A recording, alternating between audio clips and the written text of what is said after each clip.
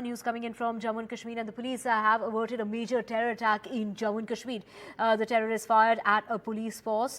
This is the police that have, managed to avert that major terrorist attack on a police post in Udhampur district in the Jammu region. The area bordering Katwa district, where an army convoy was ambushed just 3 days ago, in which 5 soldiers were killed and 5 others were injured. Now, officials have said as a group of foreign terrorists tried to attack the police post. This is with the police there managing to avert that attack. The 3 heavily armed terrorists were invoked in that attack. We have my colleague Nazir joining us. Nazir, what details do you have for us? And, we've been seeing so many attacks, particularly in this Jammu region, in the past 1 month or so. It's hard to even keep count of the kind of attacks that are taking place practically every third day.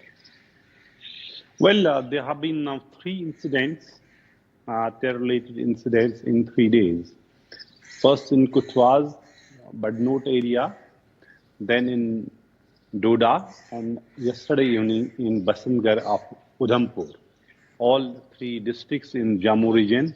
So it clearly shows the extent of militant presence and their capacity to carry out attacks or encounters in this area. So that is a huge challenge, and the security force have devised a strategy. For example, their reports, Army has formed quick reaction teams. More than 36 quick reaction teams have been formed in Jammu region to respond to any sort of challenge. And yesterday evening, police had, with the alert corps, actually prevented a major attack. When militants had come to target a police post in Basantgarh, which is bordering the Kutwaz area in Kutwa, where the ambush took place again on army, in which 5 soldiers were killed. So the alert corps, they prevented the attack, retaliated, repulsed the attack, and forced militants to flee. But that has not killed the chances of another attack, because militants are still operating, they are still at large, and these militants are highly trained and highly, with weapons like M4 weapons, which they are using, steel core, bulletproof piercing vehicle, bullets, using other, arms and ammunition, which has become a major challenge. And there is a, joint strategy is being adopted by the police and the army in the region to deal with this challenge. There are around 60 militants, foreigners are believed to be operating in Jammu.